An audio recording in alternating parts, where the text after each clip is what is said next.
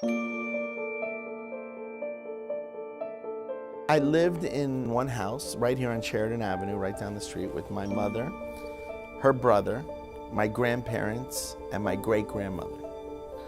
And we were a very, very close family, together 24 hours a day. And I think the best choice my mother ever made, and I'm sure my grandparents are part of that choice, was to send me to Hebrew Academy.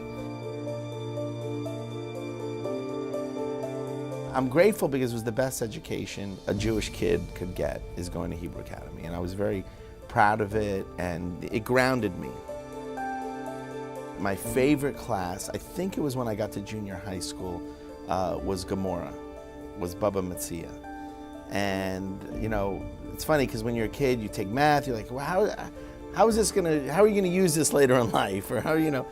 But it was, Baba Metzia and Gemara was really something that became useful in my future, in becoming a filmmaker and becoming a storyteller. And that's where it really started. Yes, I had a family full of storytellers, like most Jewish families. You sit around the dinner table and everybody tells stories.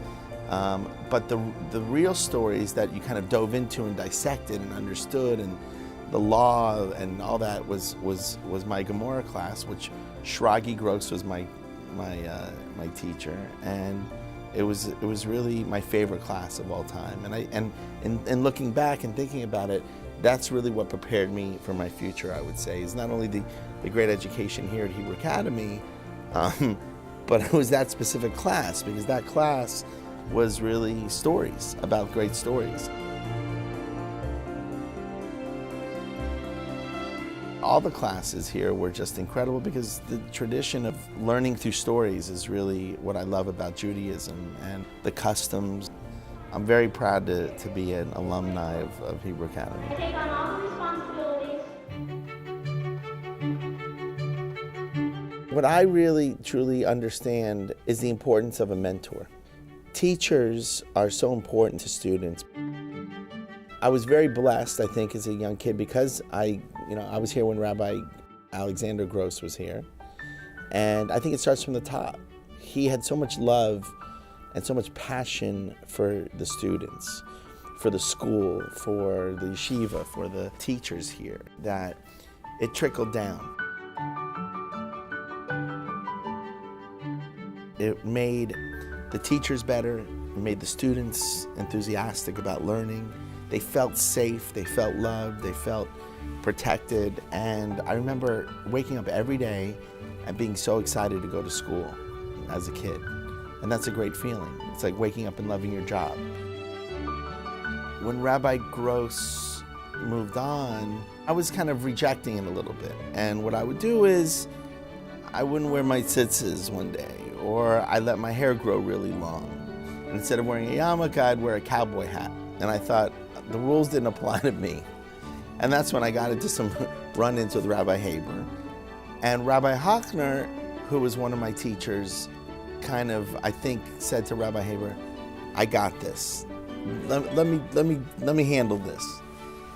And he would, every Shabbat, would make sure that my mother would drop me off at his house. Spend the weekend there with him and his family. I don't know what his big plan was, but I went from being the kid who had the long hair, who refused to cut his hair, to the kid wearing the cowboy hat, to the kid that would misbehave, or I would get in trouble for negia. All of a sudden, I'm wearing payas, started eating kosher. Mom, not gonna eat at McDonald's anymore, even though I love McDonald's. And he really, I felt a lot of support, and my behavior changed.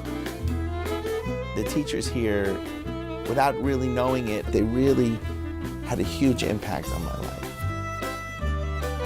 I always remembered, I always cherished, and I always loved the education that I got here. It gave me the foundation, which allowed me to excel, not only in Beach High, but in New York University when I went there, ultimately in the film school. I left here with a lot of confidence. My parents, my grandparents were not religious. The fact that they sent me here and gave me that education, I'm very grateful to them. So I've always been more religious, than my family. but I give them all the credit because they sent me to the school.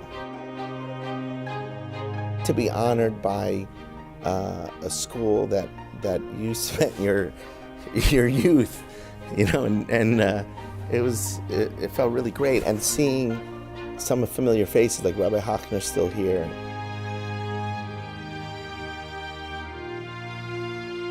Just to be able to give him a hug and look him in the face and see really takes me back and is very moving for me.